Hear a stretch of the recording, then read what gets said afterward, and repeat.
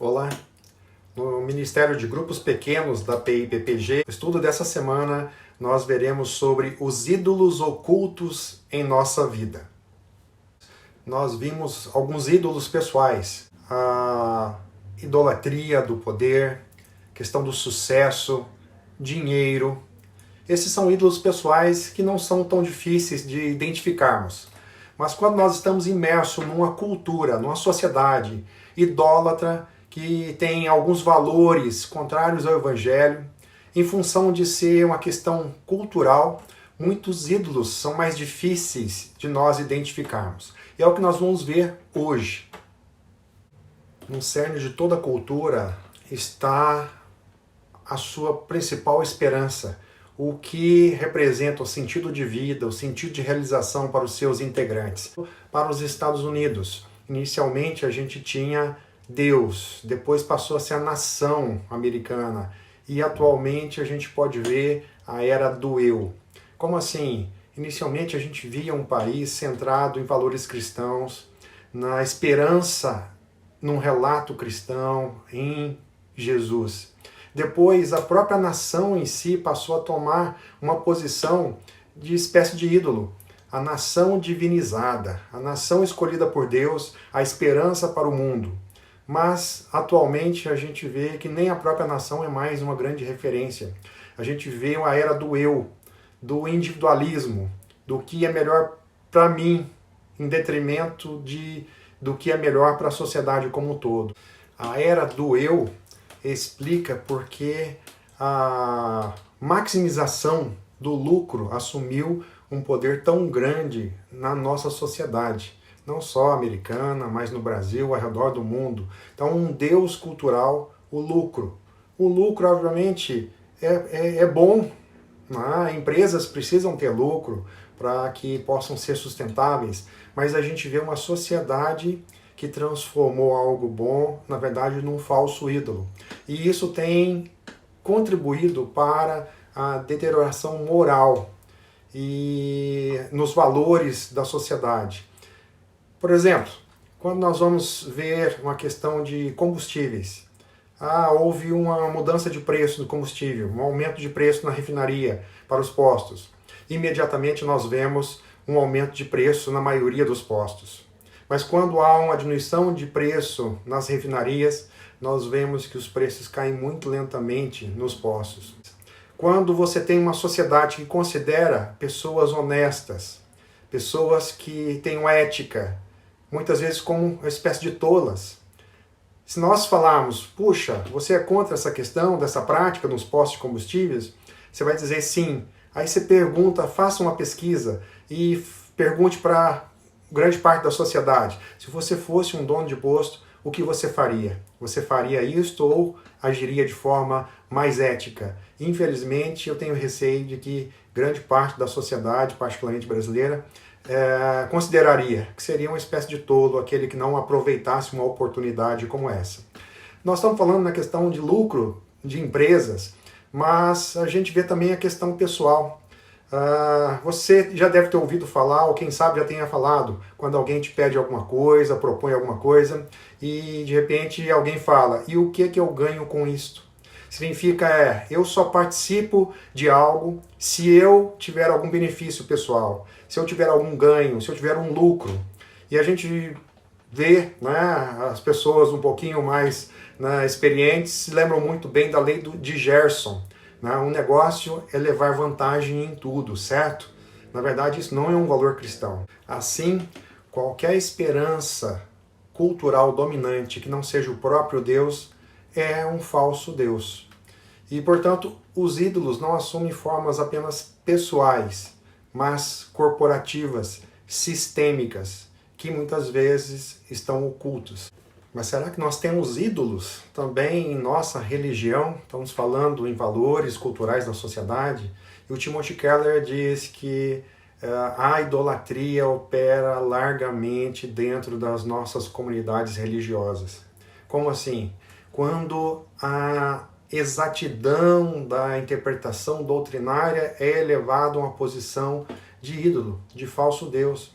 Na verdade, é quando nós confiamos na exatidão doutrinária como o meio de justificação. E na verdade, então, nós estamos transformando isso num falso ídolo, porque nós estamos deixando a esperança de fato em Deus e em sua graça. Isso é um modo de autojustificação. E o pastor Timothy Keller diz que para a gente saber quando isso está acontecendo, é só a gente ver o relato de Provérbios, quando a gente se torna zombadores. O zombador é aquele que despreza, desmerece qualquer forma de interpretação contrária à sua interpretação, à sua visão. E ao invés da benevolência, não é concordância, mas é de expor e não impor ideias, né? E de amar o diferente. Ao invés disso, na verdade, o zombador, ele sempre vai ter um desprezo pelo oponente. Qualquer um que tenha divergência em suas ideias, né, o zombador vai desprezar.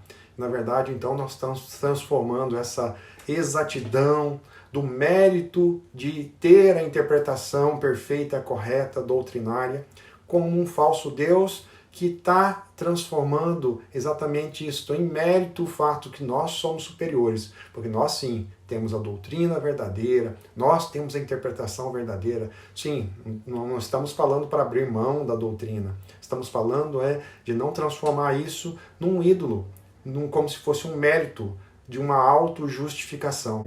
Já comentamos em outras oportunidades, o pastor Timothy Keller fala muito disso, né? Que na verdade religião é um modo de autojustificação, de buscar mérito, e não há nenhum espaço para mérito na salvação, que é completamente pela graça. Então o evangelho verdadeiro sou aceito, por isso eu obedeço. Já a religião é uma forma de autojustificação, é uma busca de sentir que você merece, que eu mereço, uma autojustificação, porque eu obedeço. Portanto, tanto Deus quanto as demais pessoas têm que me considerar uma pessoa boa, porque eu sou bom. Então esse é o mérito da religião, que é um falso Deus.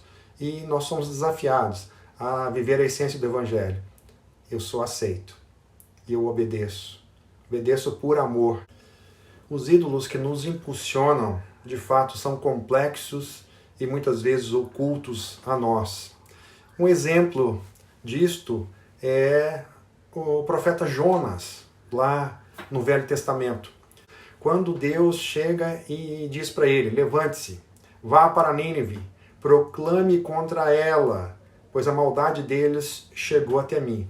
Então, o profeta Jonas, né, um israelita, ele profetizando no reino de Israel, ele, num determinado momento, lá em 2 Reis 14, 25, a gente vê que o profeta Jonas estava estimulando, incentivando o rei Jeroboão, um rei mau, a ter uma política militar expansionista, né, para expandir os limites do reino de Israel.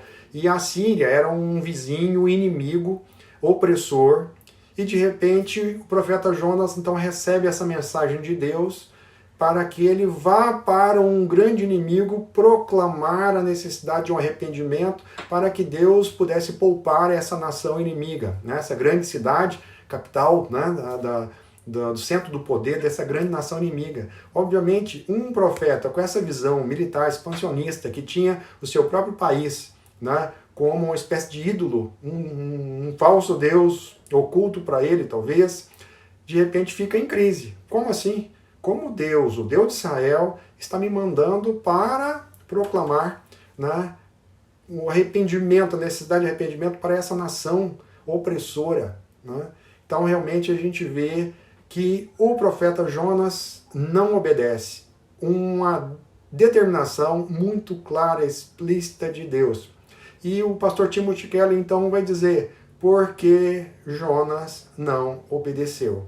E aí entram ídolos ocultos na vida de Jonas. O primeiro deles, que o pastor Timothy Keller diz, que é a própria questão do sucesso pessoal como profeta. O pastor Timothy Keller diz, talvez Jonas possa ter pensado, mas como eu vou chegar sozinho nessa grande cidade e proclamar uma necessidade de um arrependimento, e se não houver nenhum arrependimento, né, eu vou ter um fracasso como profeta. Então esse é o primeiro temor que Timothy Keller diz que talvez possa ter influenciado a decisão de Jonas. Eu particularmente até acredito que essa não seja o principal. Eu acho que o principal é exatamente o contrário. Era o temor de Jonas, que sabendo que poderia haver um arrependimento. E se houvesse um arrependimento, isso era algo que aterrorizava o profeta Jonas. Como assim? E se eles se arrependem e eu tenho sucesso, mas na verdade, se eles se arrependerem, eu sei que Deus vai perdoar e não vai agir contra eles. E eu quero que Deus haja, puna essa nação pela sua maldade, por ser o inimigo de Israel. Então talvez esse tenha sido um grande motivo para o qual Jonas não obedeceu a Deus. Na verdade, então, o que Jonas estava fazendo? Estava se sentindo superior, como raça, né? Como israelita. Nós somos superiores. Na verdade, entra novamente questão de mérito. Nós somos a nação de fato, né? O povo de Deus. Ou os outros não merecem. E muitas vezes nós agimos assim também, aqui, né? No nosso meio. Nós olhamos para pessoas de fora, olhar para prostitutas e outras pessoas com comportamentos completamente anticristãos. Puxa, eu, como o profeta Jonas, de repente, eu não sou obediente em ir até essas pessoas, em pregar a necessidade do arrependimento, em levar o amor de Jesus. Por quê? Muitas vezes nós sentimos também mais merecedores, né, da salvação do que outras pessoas.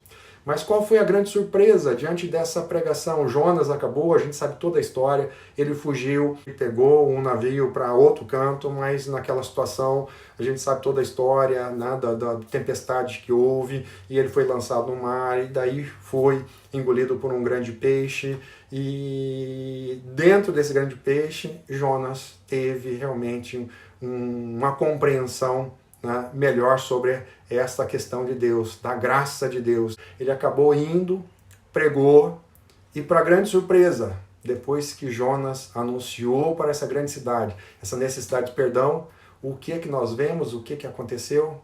Um arrependimento de uma cidade inteira, inclusive do rei e de toda a cidade, para grande surpresa de Jonas. E daí talvez tenha faltado no livro de Jonas um versículo final. E Jonas voltou para sua terra exultante pelo grande sucesso. Foi isso que nós vemos? Não, absolutamente não. O contrário, nós vemos Jonas revoltado com Deus, pedindo inclusive a morte. Por quê? Exatamente porque ele disse, era isso que eu sabia que podia acontecer. Se eles se arrependessem, né, o Senhor iria perdoar, o Senhor iria retirar a sua mão pesada sobre eles. E ele abertamente declara que ele não queria que acontecesse isso. A história de Jonas nos mostra que a idolatria distorce os nossos sentimentos. E os desejos que essa idolatria gera se tornam paralisantes e dominantes. Lá em Mateus, nós vemos que Jesus é o verdadeiro Jonas. Jonas foi enviado por Deus para pregar para uma nação inimiga, pregar a necessidade do arrependimento, da sua maldade. E Jesus veio, saiu do conforto, né, como Deus, veio a essa terra para um povo que, na verdade, né, não só o rejeitou, mas o matou. Mas Jesus sabia que veio já para morrer naquela cruz. Então Jesus, o verdadeiro Jonas, veio para pregar por um povo que era inimigo. E a própria Bíblia nos diz que nós fomos salvos enquanto nós éramos inimigos. Nós fomos amados enquanto nós éramos inimigos. Então Jonas não queria amar, pregar o arrependimento para inimigos. Mas Jesus veio, o verdadeiro Jonas. Jonas esteve praticamente morto dentro daquele grande peixe, quando foi lançado ao mar. Mas Jesus efetivamente morreu. E Jonas praticamente ressurgiu da morte, né? Ele não morreu, mas praticamente ressurgiu da morte, né? Quando foi salvo por Deus, né? que esse grande peixe o lançou novamente em terra, e Jesus efetivamente morreu e ressurgiu da morte pelo poder de Deus. E Jesus de fato nos mostra que é o verdadeiro Jonas, né? Que nos mostra a necessidade de nós irmos para nós pregarmos para aqueles que são inimigos de Deus, não os nossos inimigos de Deus, porque o pecado realmente nos separa de Deus, mas o amor de Deus é estendido a todos, né? Aqueles que se arrependem, é lançado a todos. E nós, como profetas, devemos seguir o exemplo de Jesus, né? De sermos anunciadores desse evangelho da graça para aqueles que inclusive são inimigos de Deus, mas que pela graça podem se tornar filhos de Deus. E o livro de Jonas termina com uma pergunta muito direta que Timothy Keller fala que na verdade é para nós. O Deus fala para Jonas: você também não deveria amar, né, esse povo, esses inimigos como eu amo. Você não deveria mudar os seus sentimentos, as suas atitudes. E o livro termina sem uma resposta. E Timothy Keller diz por que não houve essa resposta. Por dois motivos. Primeiro, que parece que Jonas sai de cena e nos deixa diretamente, né, no caminho dessa flecha lançada por Deus, dessa pergunta: você também não deveria amar como eu amo? E essa flecha, Jonas sai do caminho e essa flecha é direcionada para nós. Eu, você, também não deveríamos amar como Deus ama, como Jesus ama, até os inimigos. E esse é um relato de que Jonas somos nós. E precisamos realmente dessa necessidade, né, de uma compreensão plena do que é o Evangelho, de que nós não somos melhores como nação, como raça,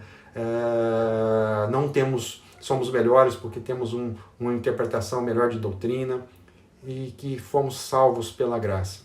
E devemos ser instrumentos desta graça para que essa graça chegue a outros inimigos de Deus, como nós fomos um dia inimigos de Deus.